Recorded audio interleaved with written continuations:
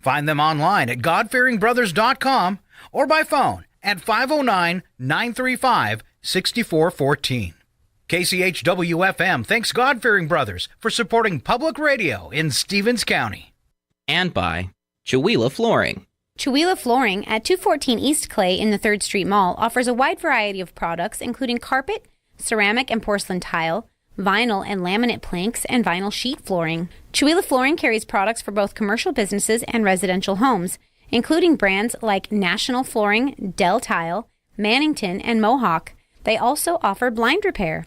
For more information, you can visit online at chihuahuaflooring.com, call 509-935-8021, or via email at chihuahuaflooring@gmail.com. This is KCHW 102.7.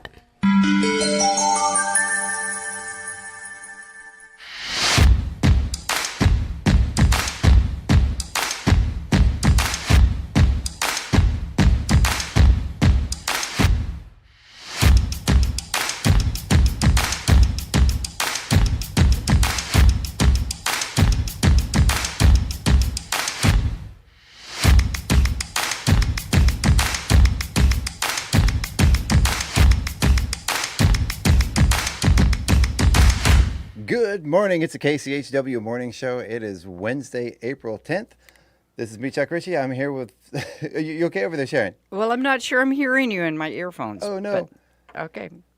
Oh, yeah, so I'm here with the lovely Sharon Ludwig, and we are going to have a special guest later on. Our very own Chief of Police, Keith Cochran's going to be here in a little bit. There's been some stuff in the news that he wants to come on and address and make sure that everybody knows we're safe. Okay. And, okay. Talk about some fun stuff. And okay. Sounds good. Yeah, he'll be joining us after the break at 8 o'clock. So before we get going, we are off to a little bit of a late start today. We're having some, as usual, some technical difficulties around here. That's our middle name. Right. KCHW Technical Public Radio. Technical Issue Public Radio. That's it. It's all part of the normal stuff here. That's public radio, right? That's right. All right, so let's just go ahead and get things rolling right away here. We're going to start off with the weather. It's going to be a nice one today. Some sunshine, maybe a few puffy clouds up in the sky. 61 degrees for our high, 38 degrees overnight with those clouds kind of hanging around overnight. 61 degrees and cloudy tomorrow for our high, 44 for the low. 62 and 41 for Friday. Saturday, the sun's going to come out again, though. It's going to be 69 degrees, almost hitting that 70-degree mark. Oh, good. Yeah, with 41 degrees for the high. Yeah. Or then Sunday, 69 again, 40 for the high, partly cloudy skies. About the same on Monday. Well, actually, no, not Monday. Monday's cooling down a little bit, about 58 degrees for the high on Monday, and 37 for the low. Yeah, but compared to 20. Oh, yeah. 57 is a heat wave. And, I got a little bit distracted because I was looking at the low temperatures, and we are starting to hit that point. And I noticed last night, I was outside at night, and it was nice out. Yeah, and there was no frost on the windshield. I forgot to put my car in the garage last night, and there was no frost on the windshield. So that's a good sign. I had a little bit when I first left this morning. Oh. And I used the windshield wipers to get rid of it, and it just instantly froze that. So I'm trying to drive with... Don't listen to this, Keith. I was trying to drive and couldn't see where I was going. It was... shame on you. It got a little hairy there for a second. Yeah. All right, so school's back in session after spring break last week. Mm-hmm. Well, obviously it's Wednesday, so they've been back in for a few days now. But so we have for our school breakfast menu, we have a cheese omelet for breakfast. Ooh, that sounds good. A variety of cereal, fresh fruit juice, and your choice of milk with breakfast. And then for lunch today, we have a chicken quesadilla with brown rice, corn, fresh veggies, fresh fruit, milk, and salsa. Nice. Nice. Okay. Yes. Hey, we had omelets for dinner last night.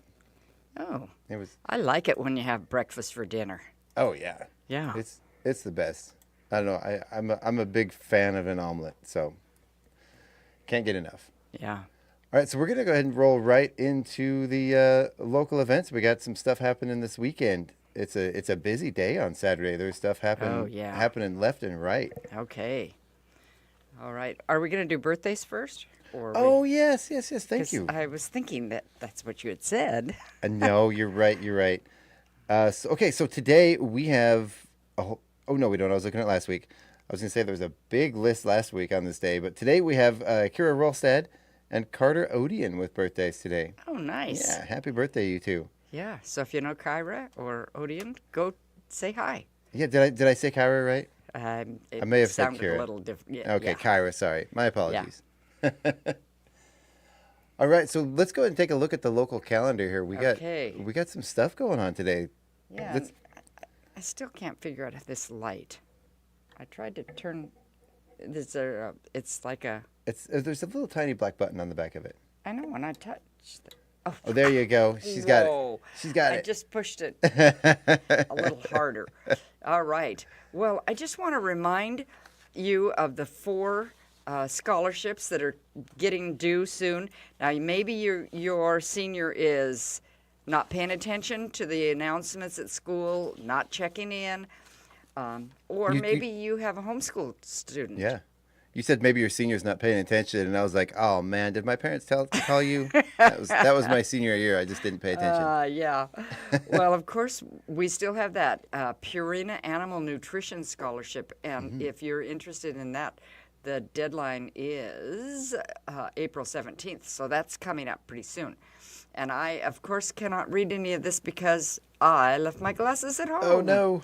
And so, but the scholarships are $5,000 each. So Wow. yeah, Nice. yeah. And so you go to, I don't know.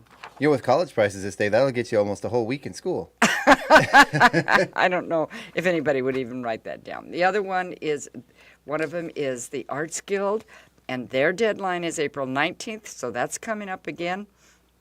And those are $1,000 scholarships if you're going into the arts or arts-related field.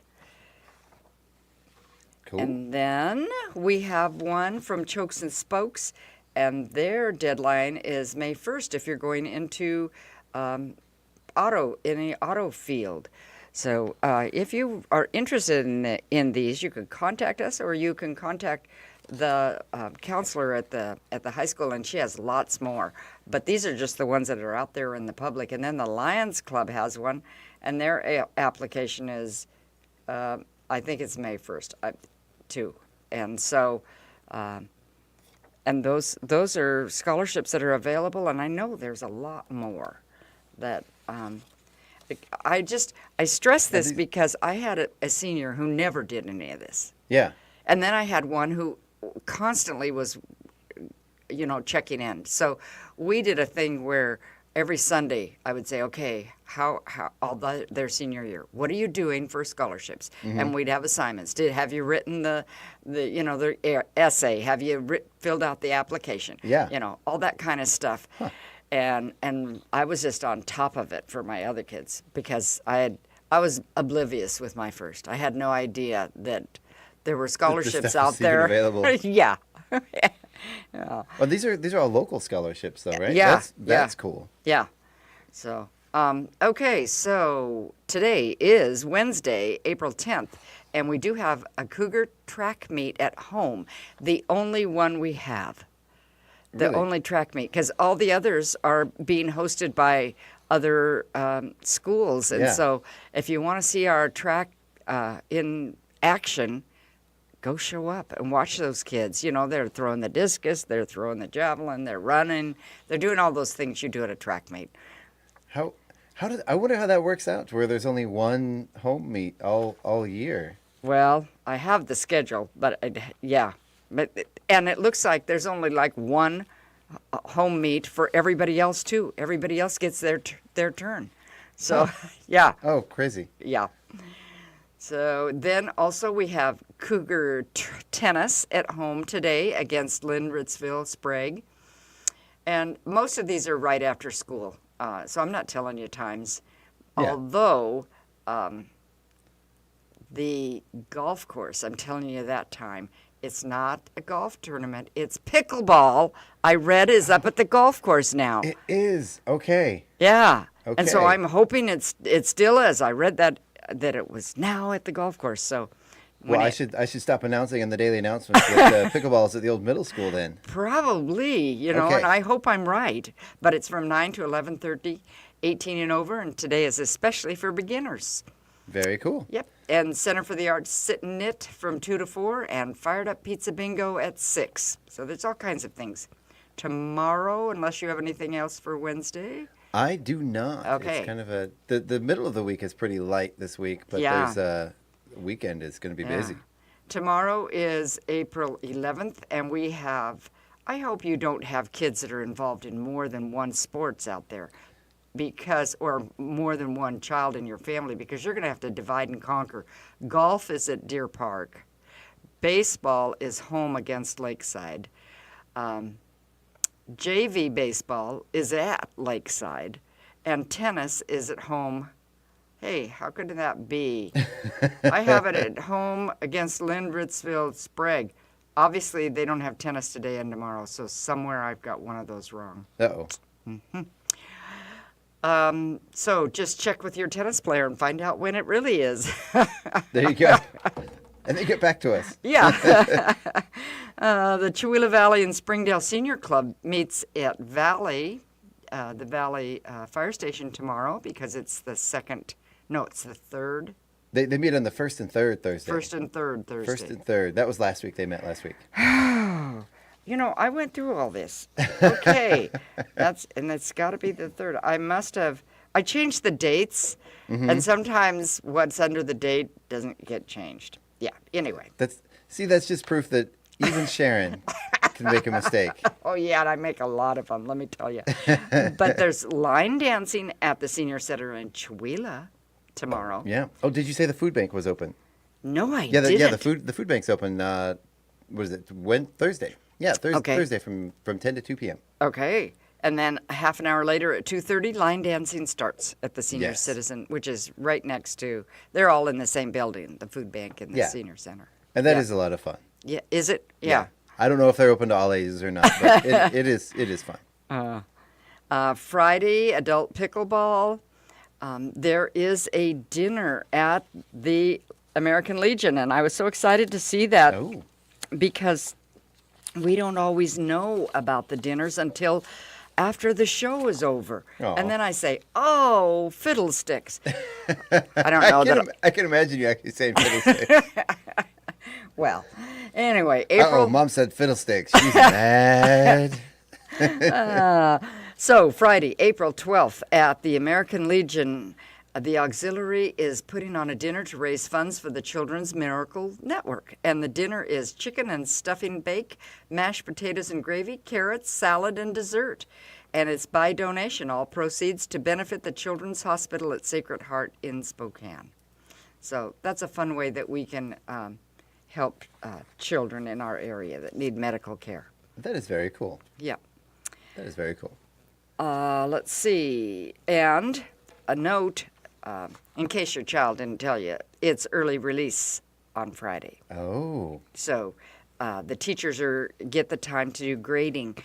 You know, when I was a student, you didn't have extra time. You did all your grading after. My mom was a teacher after school, but we have so many teachers that are involved in after school sports that they let them have this extra time. And they don't always give them a prep period. Most teachers do, but not always. And so they arrange this to have a half day off so that they can do all their grading and get all the grades in for the end of the semester. Yeah. Well, I can imagine they're understaffed. They'll Oh, probably yeah. continuously understaffed. So Yeah, especially yeah. combining, they're not just teaching their classes, they're doing sports, they're doing extracurricular Exactly. stuff. Yeah. Yeah, I would imagine time is short. Yeah. Yeah. Okay, on Saturday, we've got... Here we go. Yes, it's citywide cleanup, and that starts at, if I can read this, I believe that starts at 8 a.m. 8 a.m., that's right, to noon.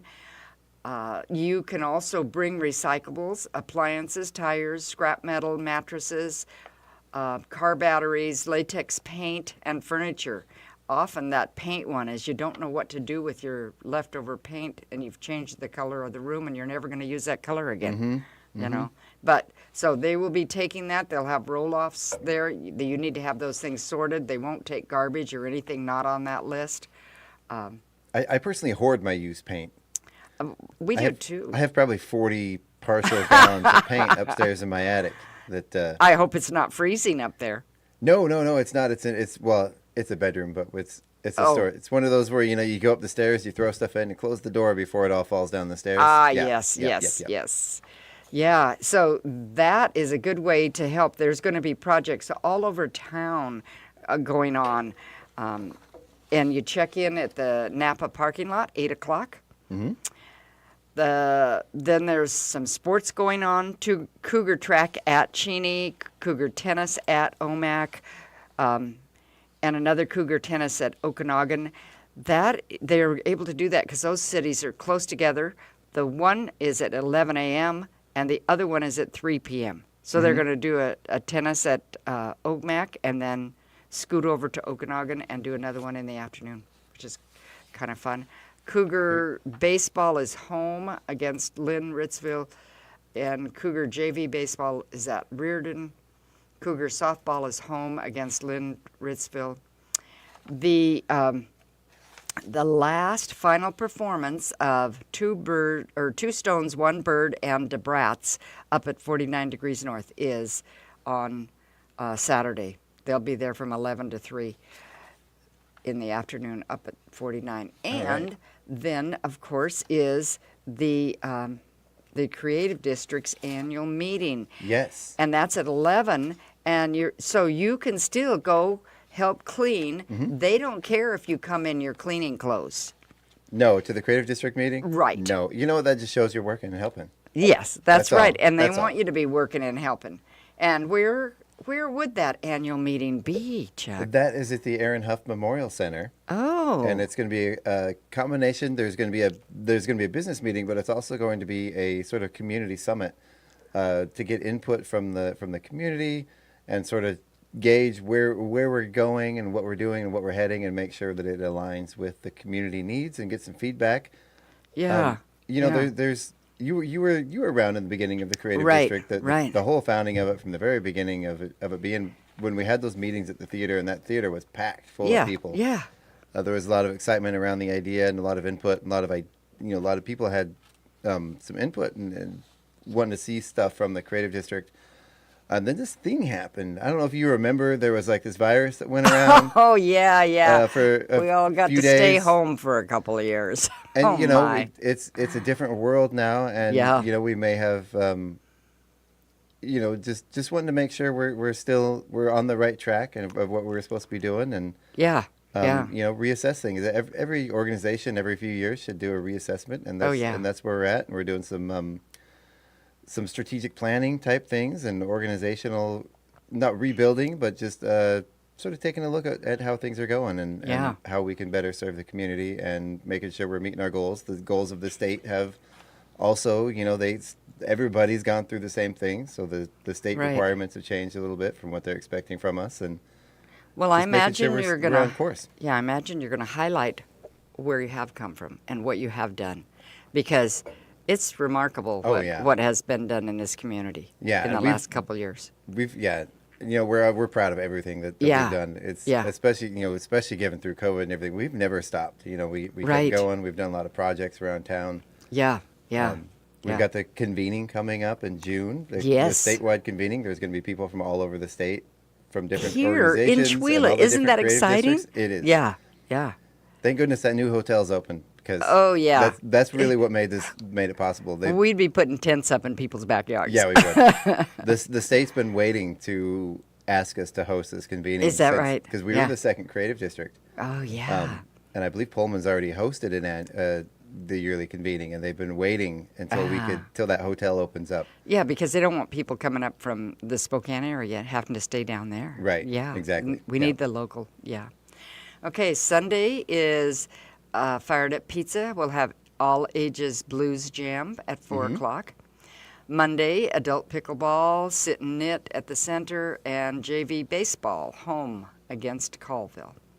There you go. Tuesday, April 16th, the Chewelah Arts Guild has their monthly meeting, and if you're interested in that organization, they invite you to come to any of their monthly meetings. They're the third Tuesday of each month, and there's the flyer. I was going to see what time. I think it's at, can I read that? If you need any help, you can I can help you. Yeah, well, I don't know what time it says. Oh, that is hard to read. Okay. Well, that's from 5:30 to 7 p.m. And that's Okay. at 405 North 3rd Street That's East. Chihuahua Center for the Arts. Well, there you go. Yeah. There you go. And so, and they really like to have new people. And, you know, they're kind of the bedrock of arts for the last 20 years or more in Chihuahua. And They really are. yeah, and the people that are in that group, a lot of them are also with the creative district. And Yeah. so, you know, we have a lot of collaboration between groups in this community. We do, and we've been working on some projects together. We Yes. did the last art walk together Uh-huh. as a collaborative event, and we've been working on really trying to reach out and sort of foster collaboration in the community. And I think our first sort of really close partnership is shaping up with the Arts Guild Yeah. through the yeah. creatives. And man, it's really Didn't- turned out really nice. Didn't the two of you have worked together with the Art in the School program? Not. I wasn't on that committee. I don't really remember, Oh, but okay. I know the Arts Guild is doing Yeah, one 'cause- this year. Yeah, but I thought the Creative District did the one that was an after-school program, We did. and then now they have this other. So to me, those are both together. I mean, you know. I would think so. Let's Yeah. call it that. Yeah, it's just so fun.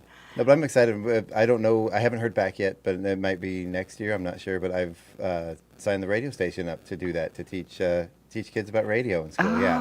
Oh, how fun! Yeah. I'm looking forward to it, but the slideshow and presentation I have to put together is going to be a lot of work. Oh yeah. yeah. It's going to be fun though. All right. And other than that, we just have sports coming up, but it's too far away to talk about sports.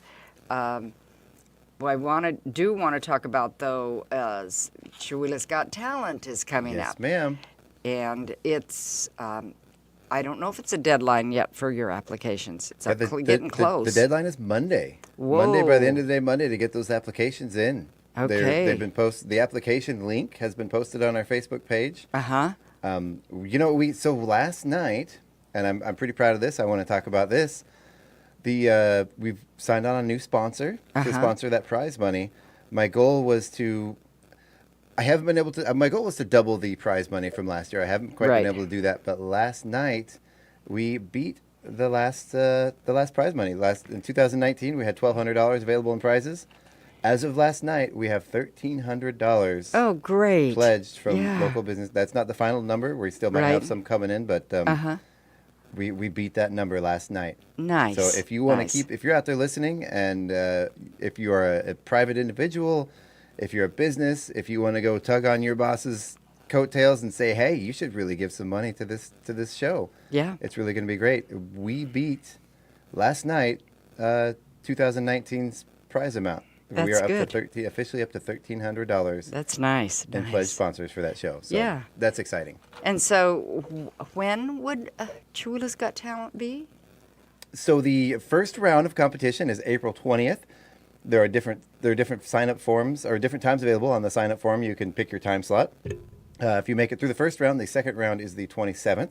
Which those are just like a week and 2 weeks away. They are. Wow. Sharon, quiet. Okay. Those are 3 months away. Don't you know? No. Yeah, no, that's coming up very soon. Yeah. 10 days away till the first round of tryouts. Yeah. And then the second round is the 27th. And anybody that makes it through that second round moves on to the final competition. That's going to be May 4th at the Chihuahua Center for the Arts. That's right. Yeah.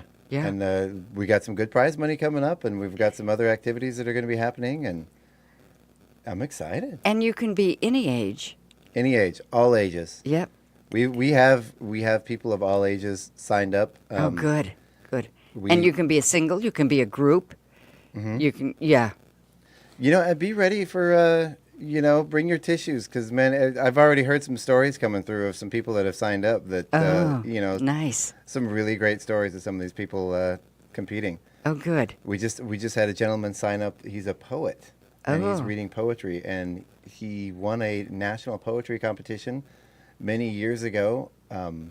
And he's excited to get up in front of an audience and do some poetry again. Nice. Well, that's a talent we haven't had. No, we've got like I said, Man, we've got Fire Poi, and we've got multiple comedians signed up. Oh, nice. And man, that deadline is coming up really, really, really soon. So Yeah. All there right. we go. Okay. And the filmmaker showcase is coming up. The quilt show for the Arts Guild is coming up. Mm-hmm. Those are May activities. Auditions for a teen show of Little Women is coming up the end of May. We'll get into those more later. But Auditions for Shakespeare in the Park is coming up? Yes, it is. The end of The end of April, end isn't of it? April, Yeah. yes. And I didn't have that on there, and I need to get that on there because I have that on our calendar. So, yeah, we just got things happening in Chihuahua. It's exciting to live here. It is. Yeah. It is. Hey, we have our special guest, Keith. He's coming to the door. Go ahead and come on in, Keith. We're about to head into our break here in just a few minutes. But This is where he's going to have you sit. yeah, but we'll go ahead and get you sat down there and get things started. Look at that. You're all in uniform and everything. Should I be nervous No. sitting by him?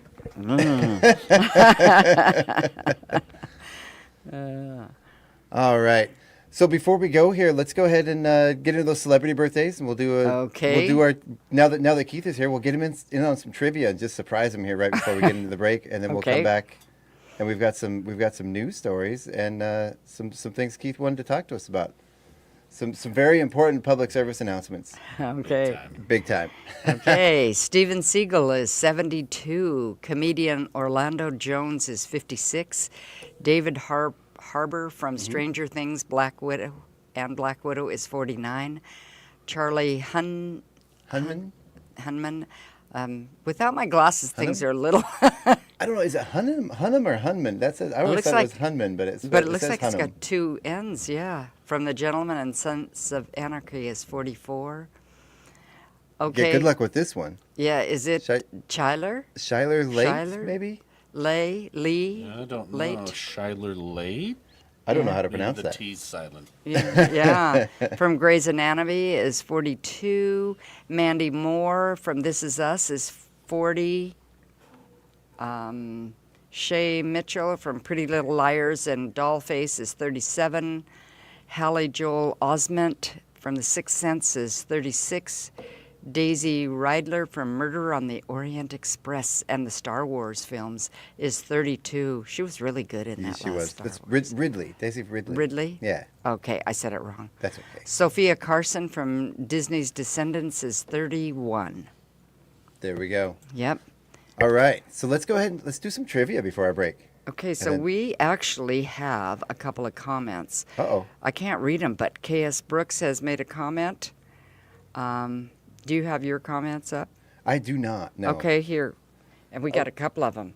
Can you read those? Oh, she says, "Don't worry, Sharon. The same thing happens to me when I'm working on the calendar." And then Sam says, "Good morning, Chief. We love you." Yay! That's good. It's so nice to have people comment. Sometimes I think we're just talking to ourselves in here because I notice that Val gets comments all the time, so I'm a little jealous Oh, of I her know. popularity. I know, right? She gets there. There was I think it was last week. She was not available to do the show, so I Right, filled because in you for did her. it?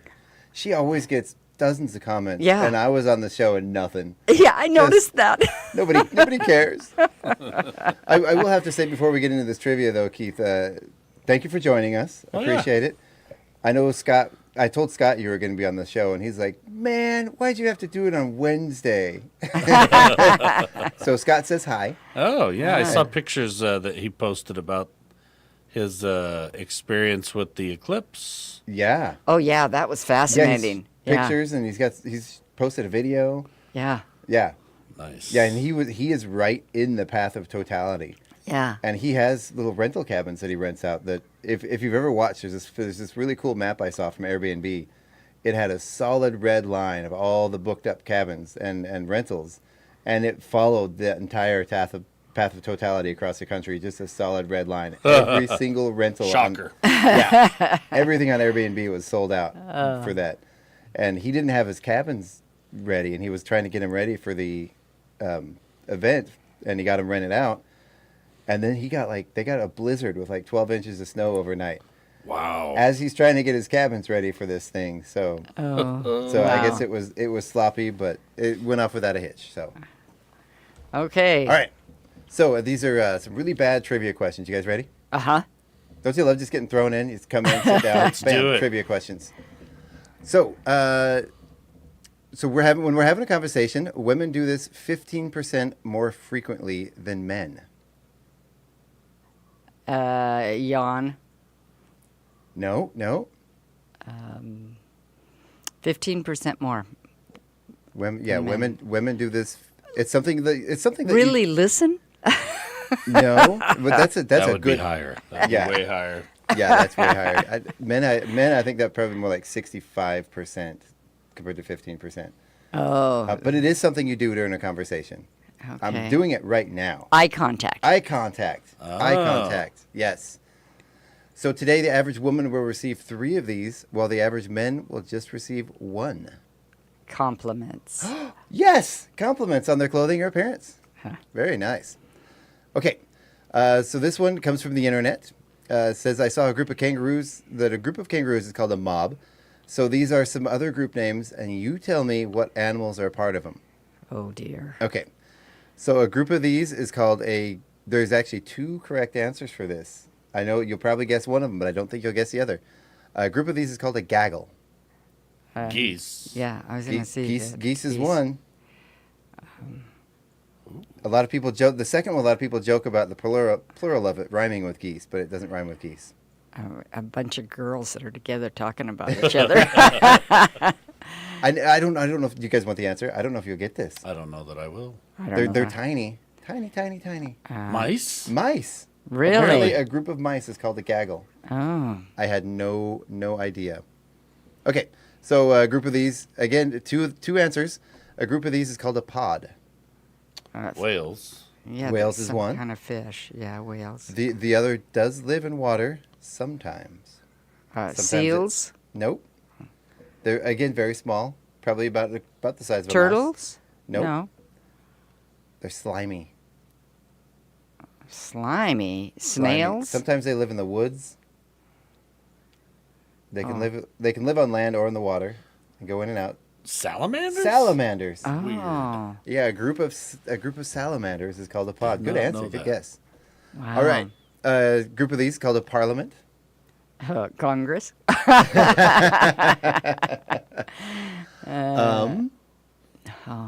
Good answer. Parliament. Wow. I do not know. And again, Neither this is do one I. with two. This is one with 2 answers. One of them's a little more common than the other. Okay. So. One of these is very wise. An Unlike owl. Congress. There you go. One of these is an owl. Okay. And one is wise, and one is beautiful and flamboyant. Ostrich. it's Not another bird. Oh, ostriches. no. Peacock. Peacocks. Yeah. Really? A group of peacocks is called a parliament. Huh. Fascinating. And I love this one. A group of these is called a sleuth. Sleuth.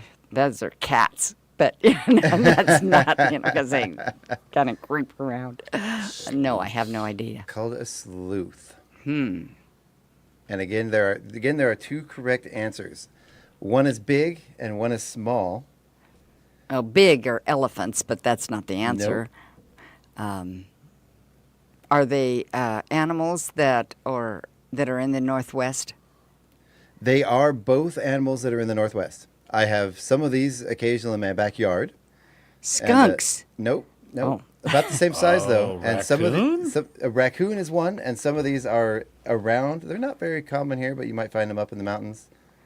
And they're smaller? No, these are large, very Large. large and furry. Not like a bobcat or something? Much bigger than a bobcat. A bear? A bear. Really? A bears or raccoons is called a sleuth. Wow. Yeah. And this one, I've never heard this term before. So a dozen or more of these is called a flink. A flink. I think you're making these things up. I'm not. Yeah.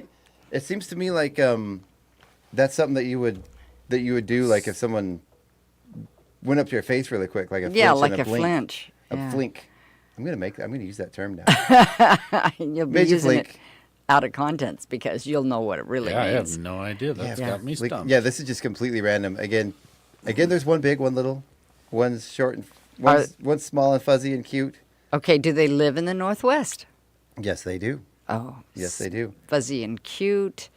Little chipmunks. Squirrels. You're heading in the right path. Big floppy ears. Big floppy ears. A rabbit? Rabbits. Ooh. A dozen or more rabbits is called a flink, apparently. Somebody just made that up. Yeah. And the other one is something that there's a lot of around here. They're not Deer? they're not a wild animal. They're very similar to a deer. They're kept on farms. Cows? Cows. No. Yep. We are all cow people, and they don't call them that. Isn't that a herd? It's a herd. A flink of cows. Yeah. I've never in my life heard that. No. I do think that one is made up. I think so, too.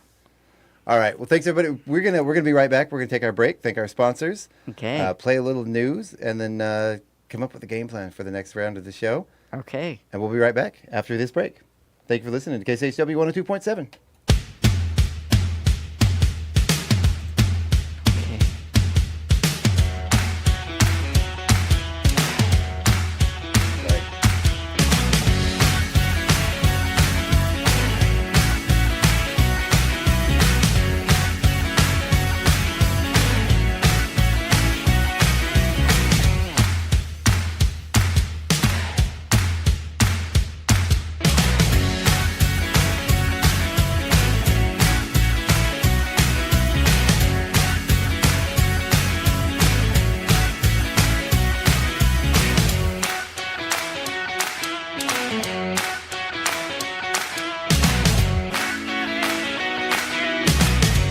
It's 8:06. You're listening to Northern Lights Public Radio on 102.7 KCHW. Chewelah, Colville, Kettle Falls.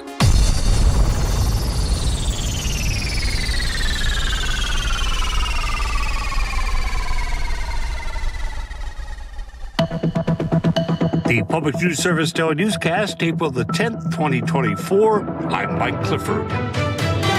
First to Virginia, where Senator Tim Kaine wants to update the 14-year-old Affordable Care Act. He and Wisconsin Senator Tammy Baldwin, both Democrats, are asking for updates to the ACA's list of essential health benefits, or EHBs. Affordable Care Act plans must cover these 10 categories, including mental health services and prescription drug coverage. Sarah Bedard Holland with Virginia Health Catalyst says inaction will only further the medical debt crisis. 4 in 10 adults nationally have medical debt because they understand the importance of some of these services that aren't covered. So they are either choosing to access care or in very emergent situations and need to be paying out of pocket to access care that is fundamental to their overall health. Around 580,000 Virginians have medical debt, close to the national average. Dental benefits are optional for adults but mandatory for kids. This month, the Department of Health and Human Services finalized a policy allowing all states to update their EHB benchmark to include adult dental services, starting with the 2025 application process. I'm Edwin J. Vieira. Meantime, the parents of a teenager who killed 4 students in the 2021 school shooting in Oxford, Michigan, were each sentenced to 10 to 15 years in prison Tuesday, weeks after being convicted of manslaughter.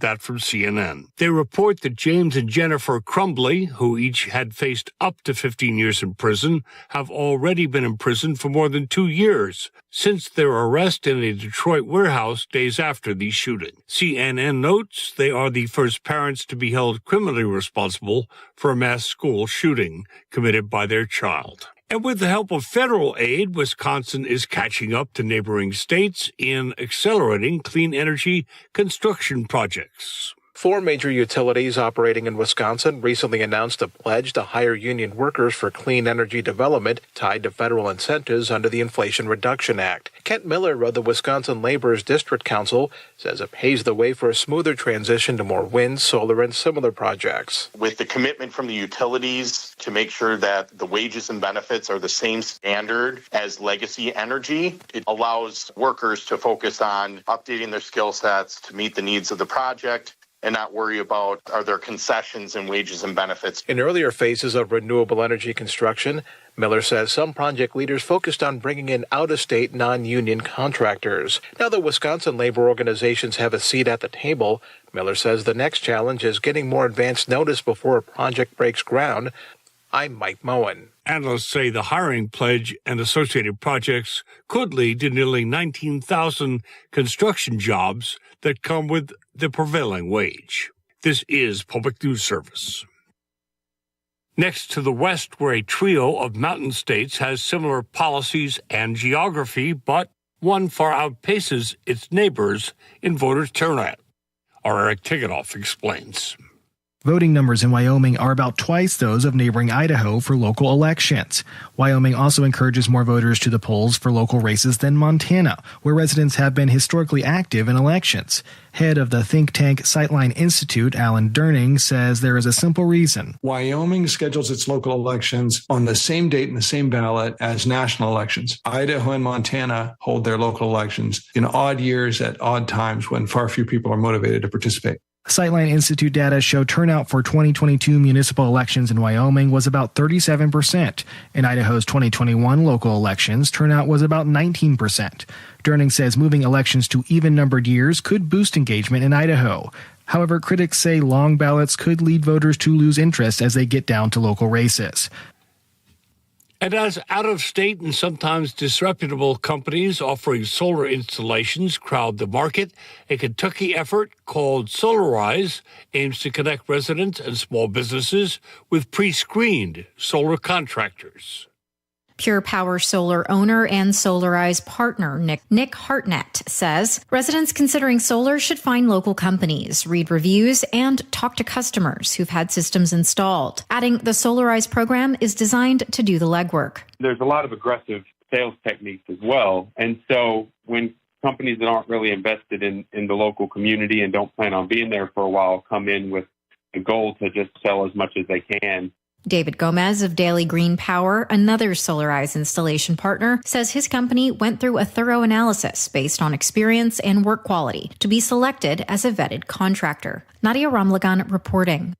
Finally, our Shantia Hudson reminds us April is Earth Month, and North Carolina's climate justice groups are addressing the crucial role of air, land, water, and health in protecting the environment. Clean Air NC and Soul Nation are working together on an Earth Day event to raise awareness about the environmental challenges confronting communities across the state. Madison Fragnito with Clean Air NC says they're taking a holistic approach and planning STEM activities with a focus on vital areas like transportation, energy, and land conservation. We're going to have some activities related to environmental justice and storytelling, as well as, recycling and how you can take everyday actions in your life to improve your commitment to sustainability. This is by Clifford for Public News Service, member and listener supported. Hear us on radio stations big and small, your favorite podcast platform. Find our trust indicator at publicnewsservice.org. Programming on KCHW is made possible in part by listeners like you and by Country Chevrolet. Country Chevrolet, located at 880 South Main Street in Colville, is a full-service Chevrolet dealership, offering a wide range of new and pre-owned vehicles with at-home mobile test drive service available. In addition, Country Chevrolet also offers maintenance and service, vehicle rentals, and full auto detailing. More information is available at countrychevy.com or by calling 509-684-8400. KCHW would like to thank Country Chevrolet for supporting public radio in Stevens County. And by Chihuahua Flooring. Chihuahua Flooring at 214 East Clay in the 3rd Street Mall offers a wide variety of products including carpet, ceramic and porcelain tile, vinyl and laminate planks, and vinyl sheet flooring. Chihuahua Flooring carries products for both commercial businesses and residential homes, including brands like National Flooring, Del Tile, Mannington, and Mohawk. They also offer blind repair. For more information, you can visit online at chihuahuaflooring.com, call 509-935-8021, or via email at chihuahuaflooring@gmail.com. This is KCHW 102.7.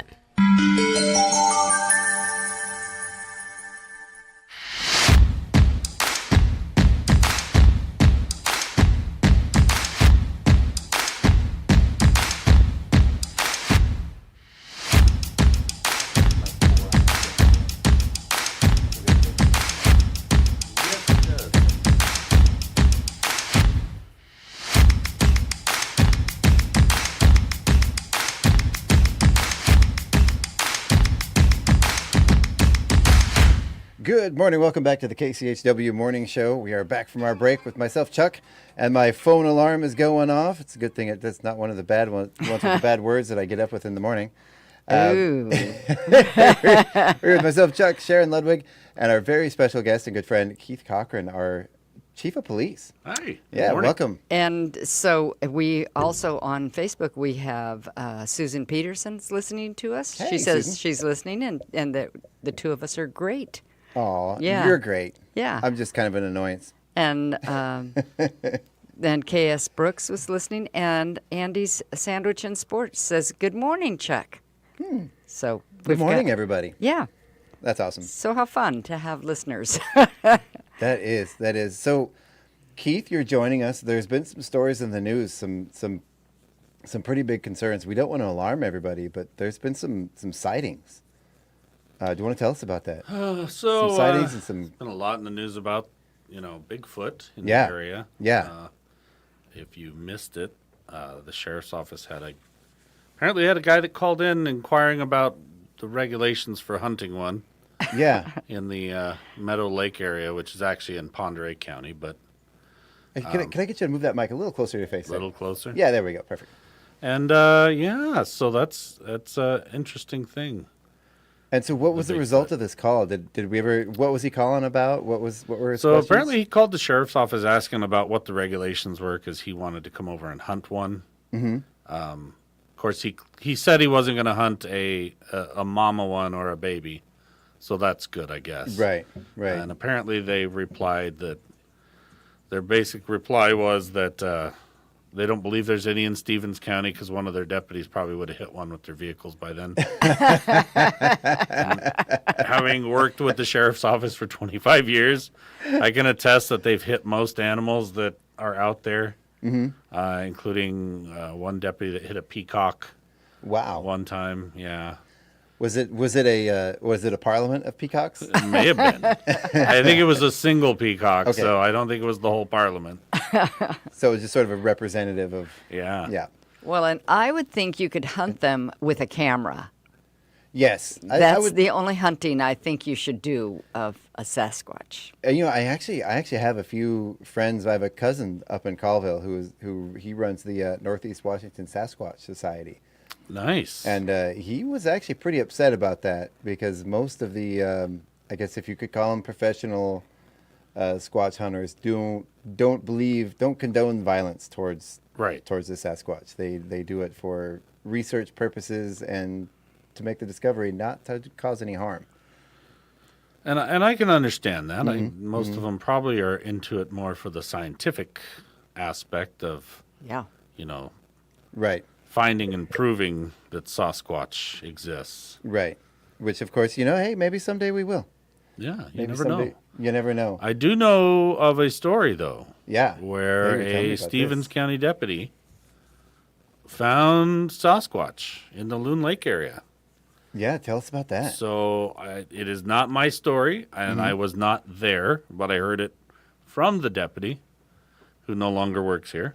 But apparently one night, he's getting gas at the, at the time it was the Loon Lake Exxon. A lot of folks may remember that. It's now the JMT. And a gentleman pulls in and says, I just saw Sasquatch. Wow. And the deputy's like, no way. And he's like, where did you... What is happening? What is happening here?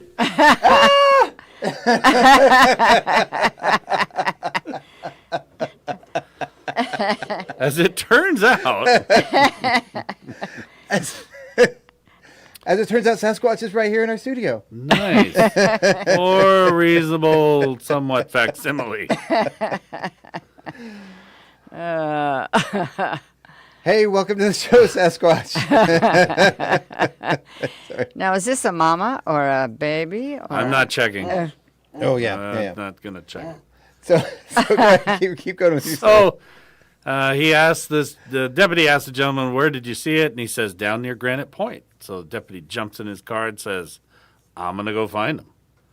He drives down there, and as he's driving through the area, sure enough, from the side of the road, here comes a Sasquatch Wow. or somebody in a very poor gorilla suit that walks across the road. So apparently he hit his lights, and the Sasquatch got surprised and then ran, and he ends up pulling over and yelling at the whoever it is to come out. And these 3 young boys come out, and he chastises them for their ingenuity at the prank because they borrowed some family member's gorilla suit. And then each one right there at the curve going up the hill at Granite Point, they had lookouts so that when they would see a car, they knew the timing, and the kid in the suit would walk out in front of the cars and just walk straight across the road. Because they all had walkie-talkies and they knew when to go. So he did warn them that there are some folks in Stevens County that may shoot with other than a camera. Right. And they probably ought not be doing that. Wow. Right. Wow. Well, as opposed to our very, very real, authentic Sasquatch that we convinced to come on the show today. Yeah. Yeah. So thank you for coming, Sasquatch. We appreciate it.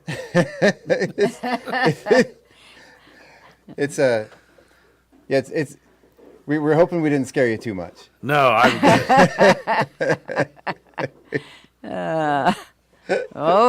so long. Goodbye, Sasquatch. Thank you for coming. We couldn't help it. So for those of you not watching on video, we just had Sasquatch join us right here in the studio for a special cameo appearance. Nice. Yeah. So did the young men that were doing that, did they get any charges against them? No. It was, it's one of those harmless prank. fun things, but he warned, he told them, like, yeah, seriously, you probably should not be doing that. There's folks out there that may want to be the first one to bag a Sasquatch, so. Right. And it's probably not a good idea to be walking across Highway 395 anyways. Especially in a dark suit. In a dark suit at night. Yeah. There's a whole bunch of things. I mean, it's hard to chastise kids. It's harmless fun in some regards. But yeah, that's this. And then I don't know if you're familiar with Sean Vestal. He does reporting. He does an article for Spokesman Review. Yeah, right. Yeah, right. He actually tracked down that deputy and those boys and did an article about it. Wow. Some years later, because he heard the story, and so he actually tracked them all down. And then there was a story. It was a few years after the event, but they all gave their side of it. It was quite entertaining. That's fun. Oh yeah. That's fun. I know my cousin up in Colville. I don't know if he's listening or not, but he has all kinds of interesting stories, and he goes on all these podcasts and stuff. And I don't know if I believe it or not, but it's I'm not going to knock somebody's. I'm not going to call it is it a hobby? Would you call it a hobby? Yeah, I think you call it. I wouldn't knock anybody that wants to believe either. Yeah. There's a lot of folks that don't. There's a lot of folks that do. Here's the goofy part for me. So I've been working up here. Well, in June it'll be 26 years. I've been an officer up in the area. I have seen all kinds of animals. Right. The running joke in my family, and this is God's honest truth, I have yet to see a cougar in the wild. Really? Really. Okay. I've seen a wolf. I've seen bears, moose, elk, deer. I've even seen a lynx. They had a lynx that was running back and forth near North Deer Lake Road one time. Bobcats, raccoons. I have yet to see a cougar. And there's so many people. I had a guy walk into the same Exxon station one time and go, I just saw a cougar. And I'm like, what? I've tried to go to calls where they've had cougar, and I get there and it's gone. Right. So maybe it's possible. Is there a Sasquatch? I don't know. I haven't seen a cougar yet. If maybe I shouldn't believe in those. If there are Sasquatch, they're probably smarter than us if they can avoid being detected for so long. Probably. Or they have day jobs. Right. Working, right. I don't know. Maybe they work for the Department of Licensing. We just don't know it. Maybe they're stay at cave moms with a dad that's out working all the time. My first encounter with a cougar, I was at a campground in Elk, walking my dogs. It was late at night. They were freaking out at the door in the middle of the night, scratching, wouldn't let us sleep. So I'm like, okay. So I went up at like 4 a.m. and got out of bed, walked the dogs. We were camped. There was a trail right behind the spot that we picked. And I'd been, we'd been there for a while, about a week or so, and I'd been walking the dogs back and forth. And there was this one spot where they were always acting weird. Right. So I just kind of, drag them along. And at one point I turned over, they started kind of freaking out and they just kind of froze and were acting really bizarre. And I'm like, what's going on with these dogs? They just wouldn't move. And I had my headlamp on and I turned around and I swear to goodness, these discs were the size of silver dollars. These big, bright orange, glowy discs from behind this fallen down tree, just watching me, just alert and perky. And man, I did the opposite thing you're supposed to do. I ran. I started running. I was trailing those dogs behind me like fishing lures on their leashes, and made it back to the RV. I don't think it meant us any harm. I think it was just kind of watching us. But yeah, it was one of those where you get in and then the adrenaline hits, and you're just like, nope, we're gonna go ahead and run. Because it was probably 15 feet away from me, like much closer than I would ever prefer to get to one. Yeah, that's a little close. Yeah, wow. No protection. Yeah, both of my children have seen them. In fact, my daughter just saw one. I think it was this last summer, and she calls me. We were at Deer Lake, and she left to come home for some reason. She calls me, guess what I just saw? And I'm like, Bigfoot? Don't you say a cougar. Don't you? She goes, okay, I won't say it. But I did. Wow. Oh, wow. We had a cougar once. I had just redone my garden. I put in raised beds. I did this nice little intricate pattern, and I built a fence, like a little garden fence around it. Really nice, little fake wrought iron sort of black thing, And then it wasn't a week later, we're laying in bed, and all of a sudden we just hear this, the very obvious cougar howl, very loud for a long time, thrashing around in the yard. It had gotten inside of our brand new fence I had just put up. Oh, wow. And completely destroyed my brand new garden, thrashed my fence, and managed to get out through the fence. He didn't jump over the fence. He went right through it. Right through the fence. Now, was that here? Or that was here? Yeah, that was here. Wow. Just right in town, yeah. Wow. It was probably 5-6 years ago. It was shortly after we moved here. Wow. Yeah. It was, so you were in his habitat and you destroyed it. Mm-hmm. Shame on you. I put a fence in his digging ground, I think. Yeah. Yeah. Something had been digging up the garden. I don't know if it was that or if it was, usually it's skunks, they come in and dig up the whole yard. They aerate the yard for you. Yeah. So. Yeah. Yeah, anyway, so let's go ahead and move along. So is there anything else? Did you have any other Sasquatch stories? No, that was it. That's the only one I've got.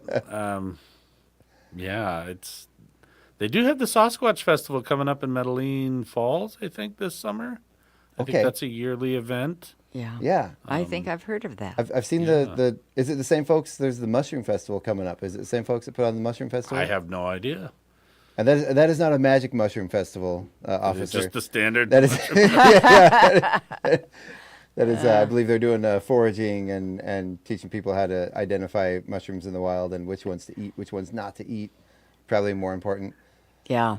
Yeah. And if I recall, that's the same folks that do They used to do the Sasquatch stuff up at the Quartzsite Learning Center before it closed down. Oh. Years ago, we had friends that had a little 6-year-old that picked a mushroom out of their yard and ended up in the hospital just deathly ill. Oh, no. Yeah. Because they ate mushrooms in their house, and she just saw this mushroom and ate it, and it was not an edible. So finding out which are edible and which aren't is really important if you're going to go out and pick mushrooms. I don't trust myself enough out in the woods like the morels, they're pretty easy to spot, but I don't know that I would. I like buying them from the store. Yeah, same. Reasonably that I'm not going to get sick from those. Yeah. There's some things you can see out in the woods and just know, but the mushrooms, there's so many that are, you got to like really look in the book and flip them over and, look at the gills and, check so many things and ask it its name. And you should go huckleberry picking instead. Yeah. I don't mean to brag, but for the radio station, we have a private road up to the top of a mountain that's full of berries. Oh, nice. Yeah. I have a friend that goes huckleberrying every year. And when our youngest was in high school and junior high, he'd go with her. But and he always got lots of huckleberries. But she has encountered bears in her huckleberry patches, so that'd be scary too. Are you sure it wasn't Sasquatch? It could have been. Getting some berries. Could have been. Wow. Yeah. All right, so let's go ahead and move on. Keith, do you want to hang out with us for the rest of the show? I can hang out. Yeah, How long do we got? We got about 30 minutes left till the end of the show. I've got time. Yeah. Perfect. And yeah, thanks again for coming. It's been fun, and anytime you want to come on the show, you are more than welcome. So I used to back in the day. Now that I'm getting older, jeepers. I was actually on a radio show at Eastern Washington University for their AM radio. Okay. So I did that for a while, and it was a localized station that only went to the dormitories. Oh. But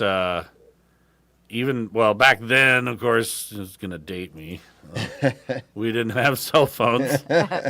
So I had to to see if I had listeners, they actually had to call my, landline to tell me, hey, we're listening.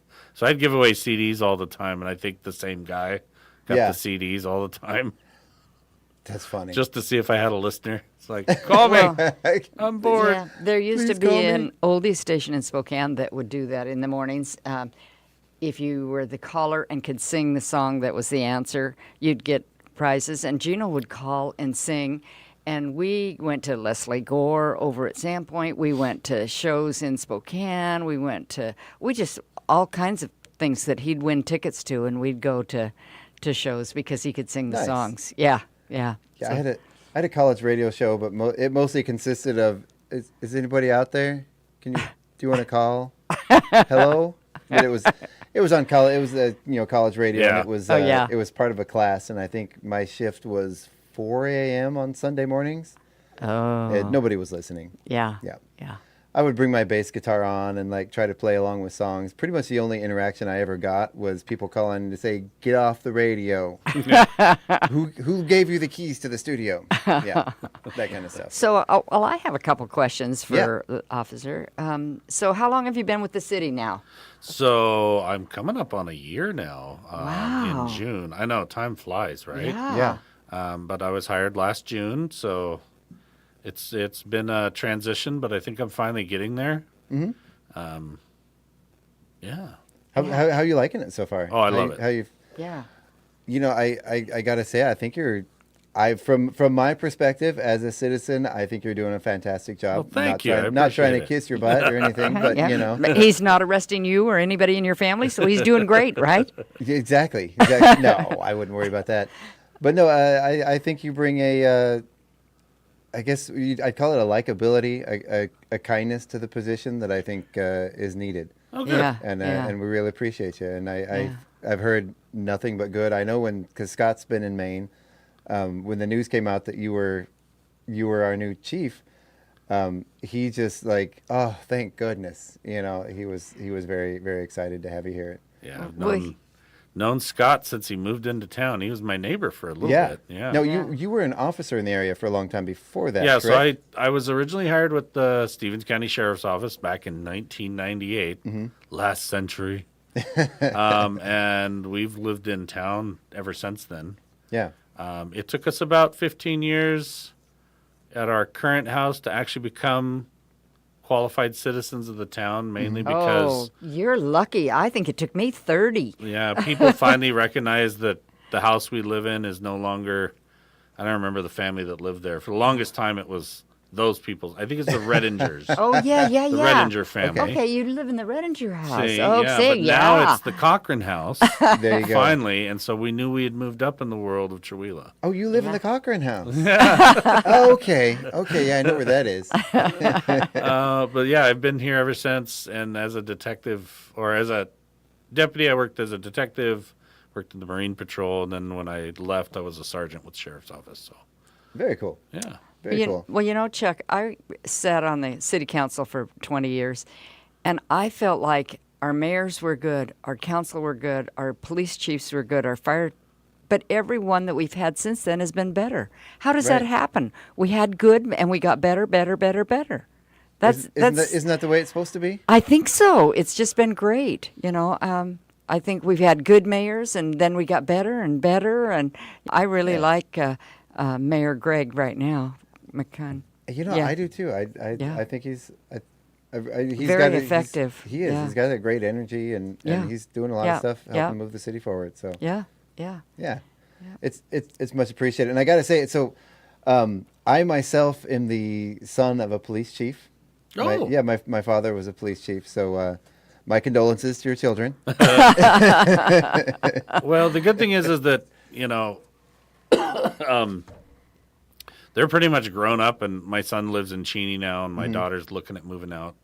Of course, if anybody's familiar with my daughter, she's been a dancer her pretty much whole life. Yeah. But she's teaching in Spokane now. Okay. And she actually just got accepted as part of the same dance group that Melanie Huff is part of. Uh-huh. And so she's looking to move to Spokane. So it's a little bit easier on them because I'm not the chief when their growing up years are happening. Yeah. Oh yeah. Yeah. That was you introduced me to her a couple weeks ago. Oh, yeah. Correct? Yeah. She was really lovely. Yeah. And I like I said, I commiserate though. Although I will have to say though, one time I was trick or treating on Halloween, and the neighborhood bullies, they came and they pushed me down, they stole my candy, and all I had to do was say, "Hey, I hope you know my dad's chief of police." And they brought my candy back and said, "Oh, we were just kidding. We were just kidding." Nice. And they picked me up and dusted me off and patted me on the head. Yeah. Huh. Well, I don't think it matters who your parents are and my mom and dad were teachers. Mm-hmm. And so, we lived in Harrington, which isn't too far from here. And there were only one teacher in that grade. And so in the third grade, you're the teacher's pet because your mom's the teacher. It was awful. Yeah. Isn't it kind of the opposite of that, though? Yeah. Well, I don't know. My mom bent over backwards not to give any preferential treatment. And that was kind of bad, too. I'm guessing you weren't exactly the wild child, though. Not until I got to high school. My older sister, she was the one that was always getting in trouble. And I think as the youngest child in the family, I think I just got really good at not getting caught. Oh, yeah. Yeah. It's, Yeah. Because I couldn't have imagined, my dad or my dad's friends, catching me doing. Oh man, that would have been the worst. Oh yeah, like the absolute worst. Yeah. But it did teach me to, if I was being irresponsible, I would at least make sure I had somewhere safe to be. Yeah. So I guess in that respect, it was helpful. Yeah.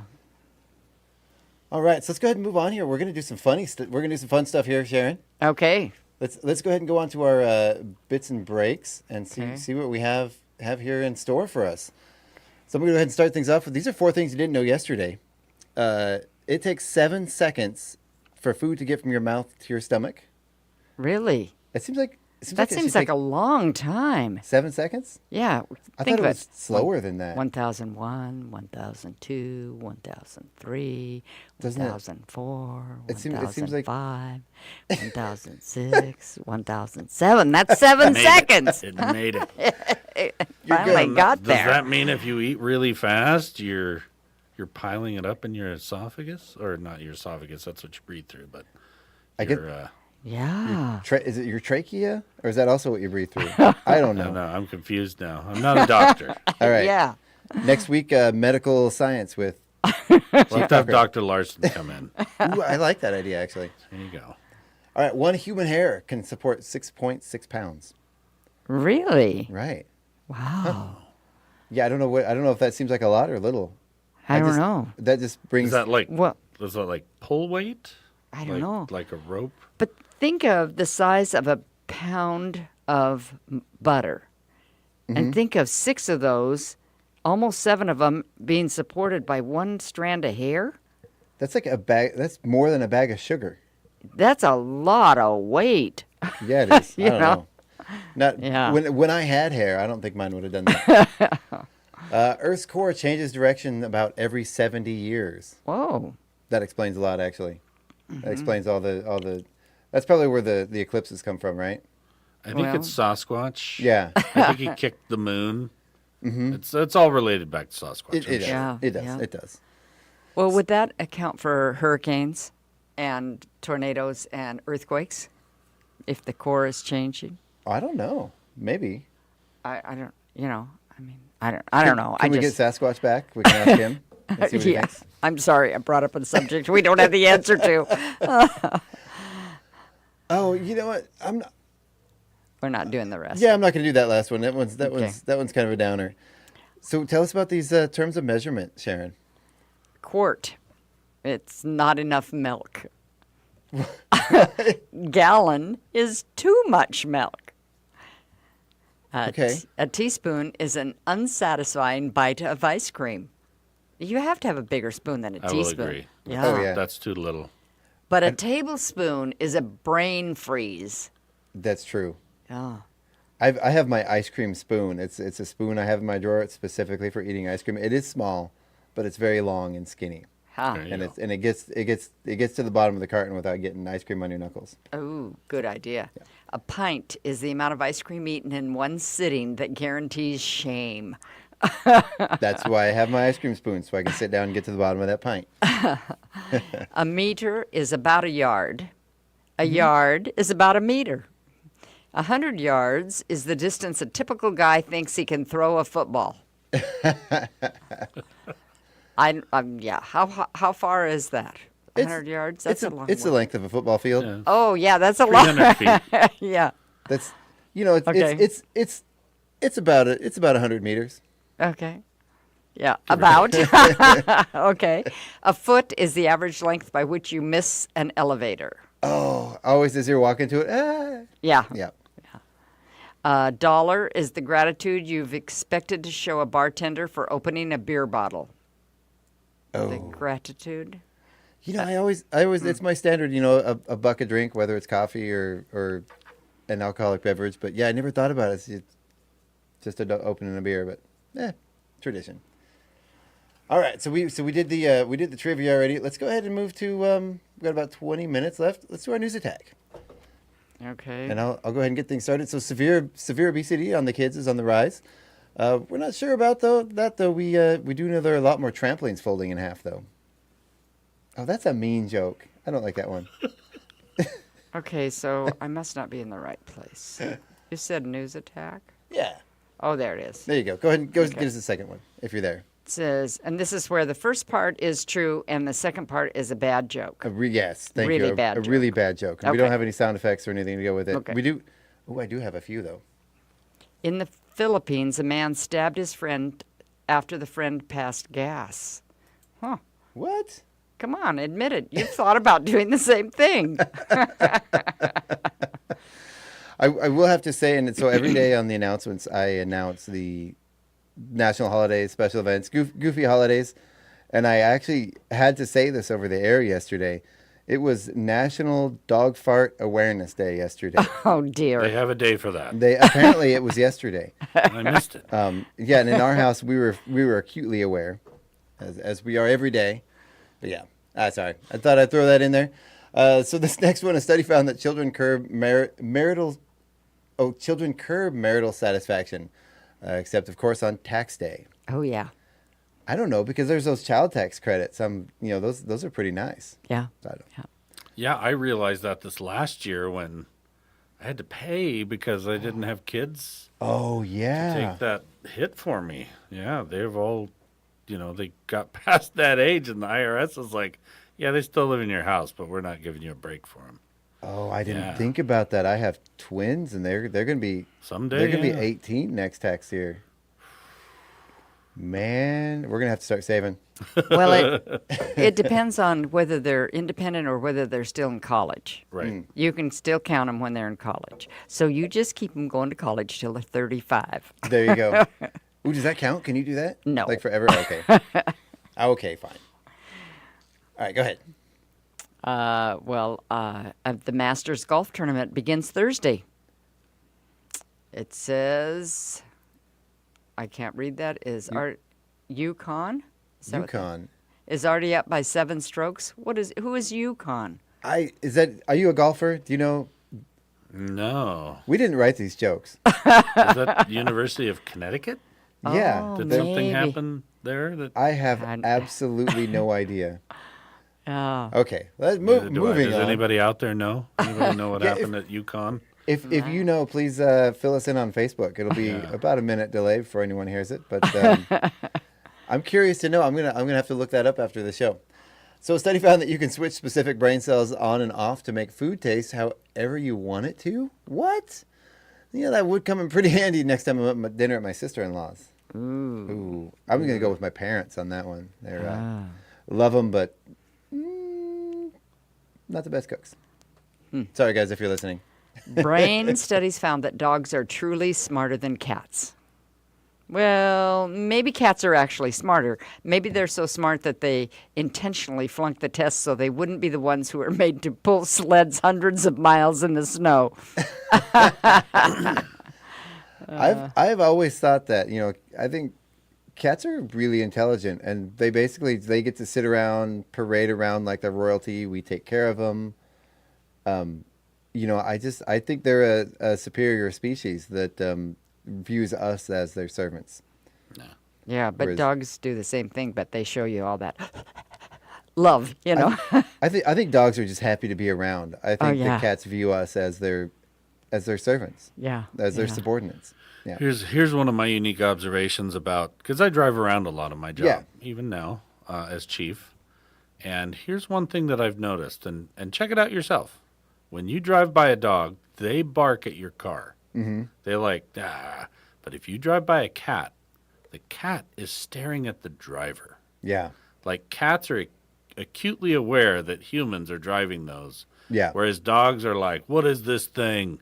What is this big thing? And as soon as it cats parks, are looking right at you, and if you think about it, menacingly, it's kind of creepy. Yeah. Because they're plotting. So just be careful. To take over. Probably. Well, and this is actually a true thing. I've read stories about this. It's a little gruesome. If someone in a home passes away, a dog will cuddle and wait, and basically sometimes they'll even starve to death before they do the unthinkable. Cat doesn't wait.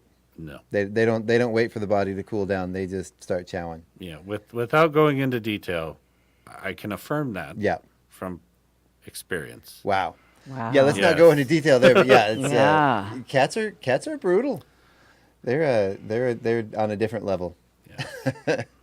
So is it my turn? Okay. Oh, it is. So do you have a cold or the flu? Some health experts want you to be sure that you know the difference. If it's the flu, your husband won't be able to work and will spend the day in bed. If it's a cold, your husband will call in sick and will spend the day playing video games. I thought that was going to be a joke about the man flu. That sounds like kids, though. Right?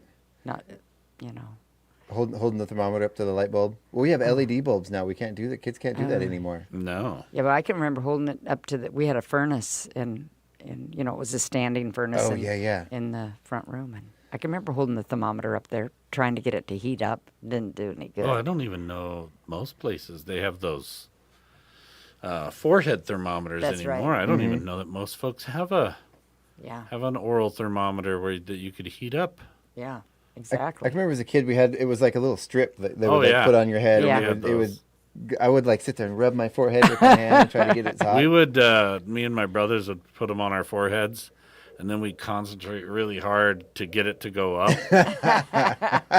Did it ever work? No, my mom would still send us to school. So. Smoke billowing out of your ears. All right, take us out of this one, Sharon.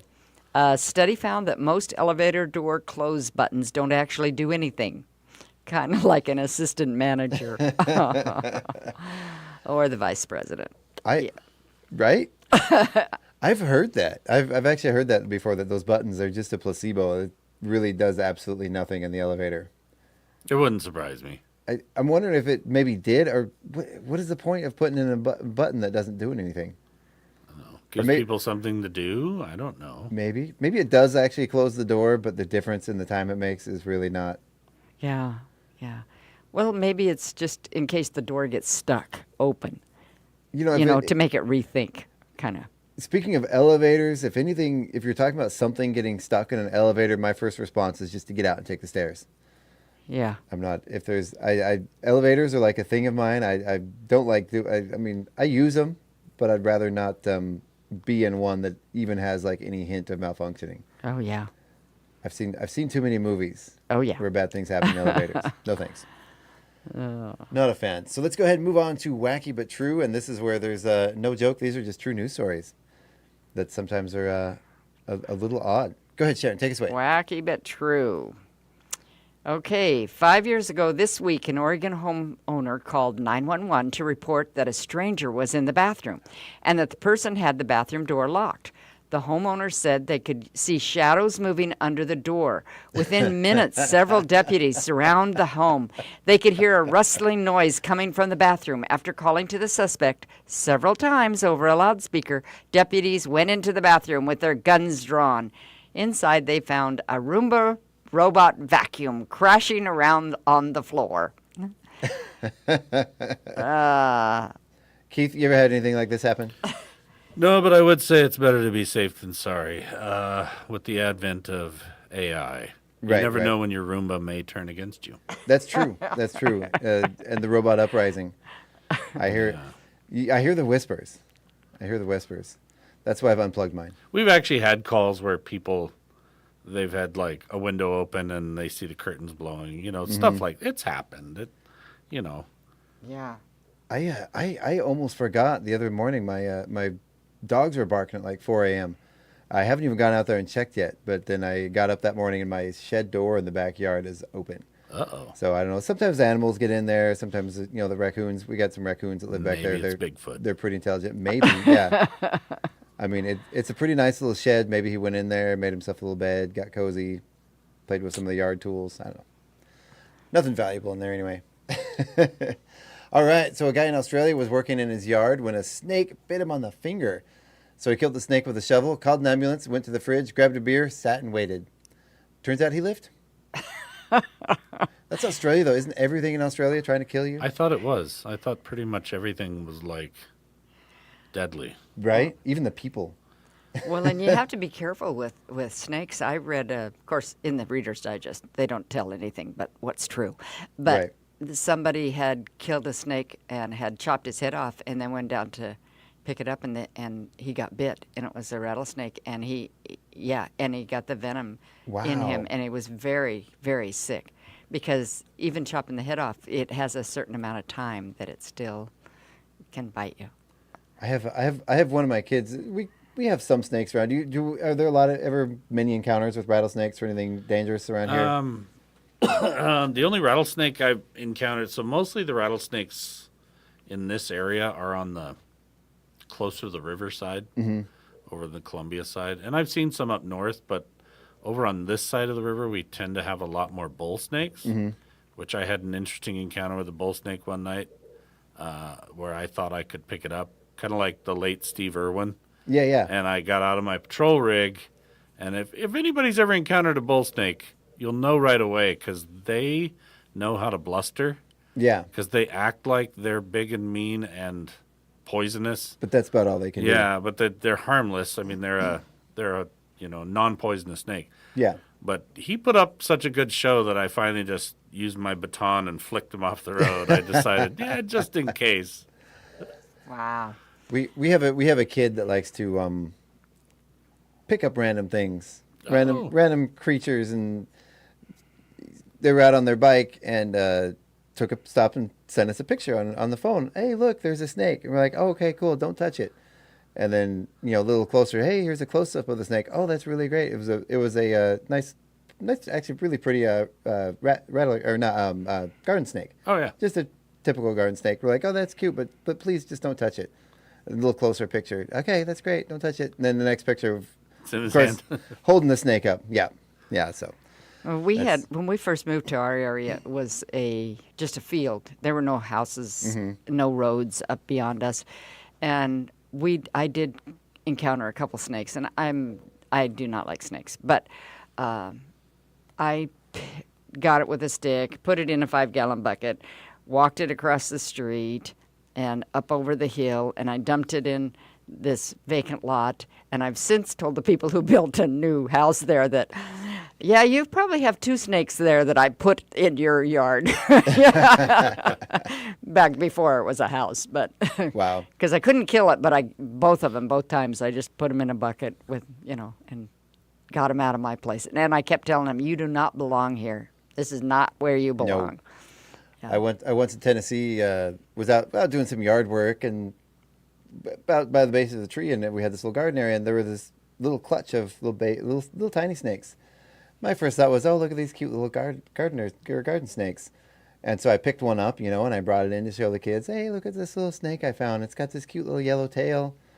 Turns out they were baby cottonmouth snakes. Oh, my. Which the babies are more dangerous than the adults. And here I am showing it off to my, I think, 5-year-olds at the time in the house. And then, I went back and put it back with the rest and went about my business. And then I thought later, I'm going to look up and see what kind of snake that was. Yeah. Baby cottonmouth. They say the babies are actually more dangerous than the adults because they don't hold back when they bite. Oh. The adults will reserve some of their venom and only inject a little bit of venom, but the babies don't have that control over it yet. And they have the same size venom sacs, but they just give it all. They just give it all. Wow. Yeah. Wow. So. Wow. Never again. Another good reason to leave them alone and steer clear. Yep. All right. So tell us about this medium amount of whiskey here, Sharon. Okay, a 27-year-old Nashville man crashed his Ford Mustang into a metal guard rail on the interstate. Officers questioned Mitchell Carter about the incident, and he said he drove to the wrong spot. When they asked him to clarify, he told them he did not remember. Officers smelled alcohol emitting from his body as he admitted to drinking a medium amount of whiskey. After leaving the hospital, Carter was taken into custody for driving under the influence. I wonder how much a medium amount is. Sounds like a lot if the smell came from his body. What would you consider a medium? Well, considering most folks when questioned tend to say, I've only had one. One or two. Medium amount is probably a little bit more. Considering he didn't remember getting there. Right. Yeah. I think my dad growing up, he would always tell me 2 beers. Everyone said, oh, I had 2 beers. I got pulled over once, and I did have a little alcohol in my breath, and I had 2 beers, like over the course of a couple hours. And I just remember, God, I just felt like an idiot trying to explain to this police officer that I had legitimately had 2 beers over like a 3-hour period. And knowing that he's not going to believe me. He's not going to believe me. He did, but yeah. Wow. It was one of those things. All right, so when it comes to solar eclipse spectators, one Arkansas chicken named Gertrude stole the show. Clad in her own mini pair of protective glasses, Gertrude witnessed the sun's disappearing act with her owner, Tad Fendley. I saw that this morning. A snapshot of the unique duo has gone viral. Gertrude's enthusiasm for the celestial event was so palpable that she laid an egg during the eclipse. Oh my! Very cool. There is an image. We don't have any. We don't have the Zoom feed up, so I can't get that image on there. But that's okay. So tell us about this next. Okay. Oh, you can skip that next one if you don't want to talk about it. That one's kind of gross. Or do. I don't care. I don't know. I haven't read ahead, so I don't know. I'll do the last one.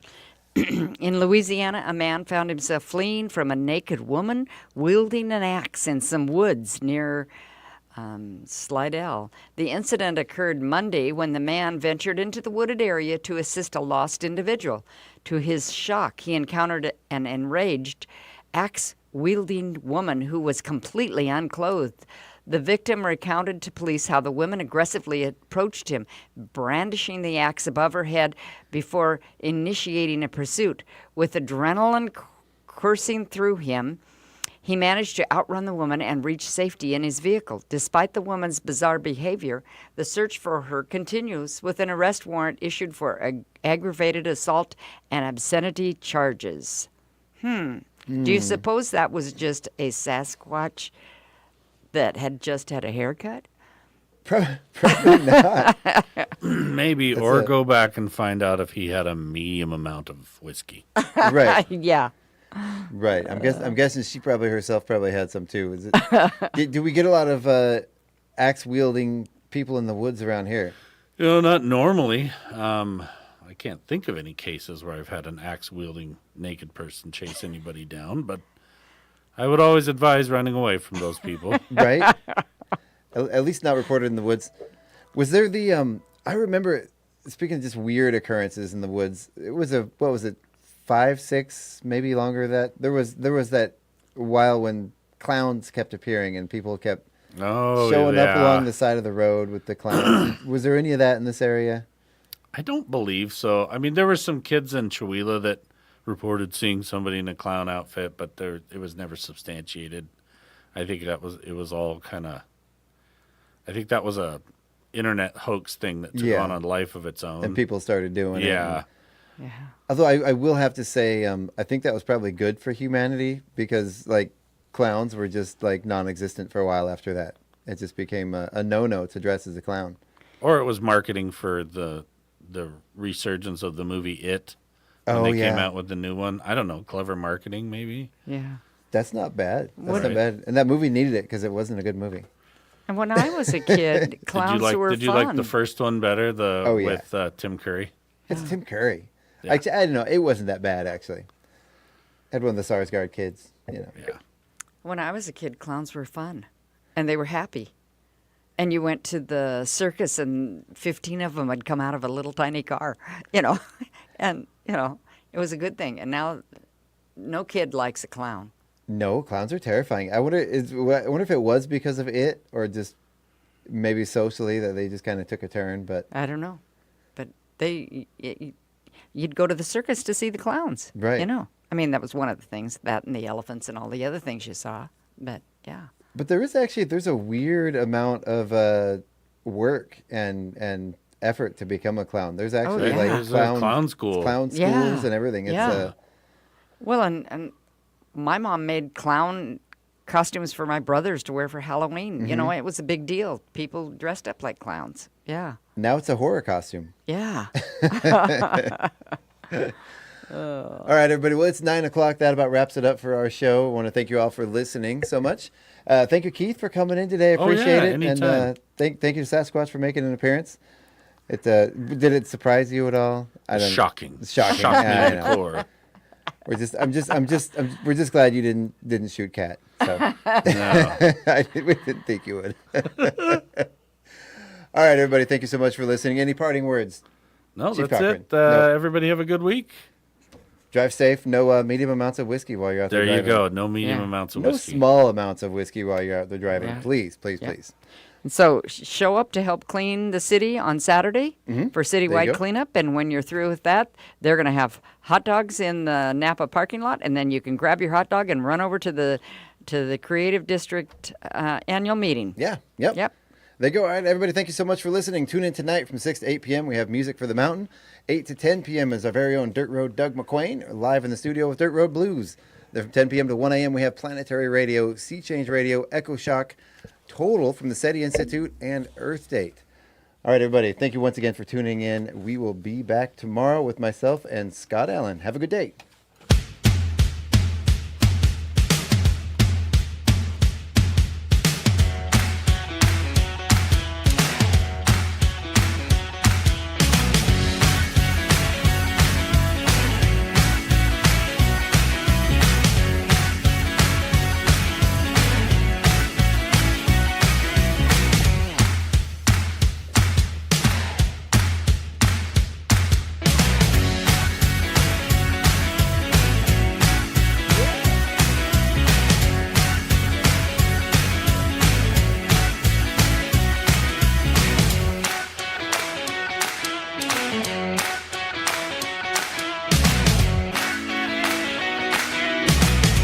It's 9:03.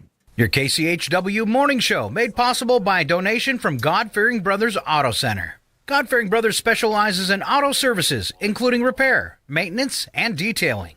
They also stock a full selection of tires, make glass repairs, offer towing, and have an auto sales lot on the corner of Highway 395 and Main Street at the light.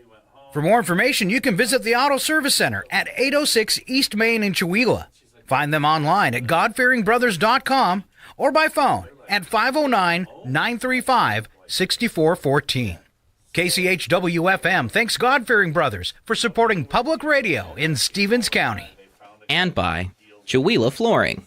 Chihuahua Flooring at 214 East Clay in the 3rd Street Mall offers a wide variety of products including carpet, ceramic and porcelain tile, vinyl and laminate planks, and vinyl sheet flooring. Chihuahua Flooring carries products for both commercial businesses and residential homes, including brands like National Flooring, Dell Tile, Mannington, and Mohawk. They also offer blind repair. For more information, you can visit online at chihuahuaflooring.com, call 509-935-8021, or via email at chihuahuaflooring@gmail.com. Programming on KCHW is made possible in part by listeners like you and by Country Chevrolet. Country Chevrolet, located at 880 South Main Street in Colville, is a full-service Chevrolet dealership, offering a wide range of new and pre-owned vehicles with at-home mobile test drive service available. In addition, Country Chevrolet also offers maintenance and service, vehicle rentals, and full auto detailing. More information is available at countrychevy.com or by calling 509-684-8400. KCHW would like to thank Country Chevrolet for supporting public radio in Stevens County. This is KCHW 102.7.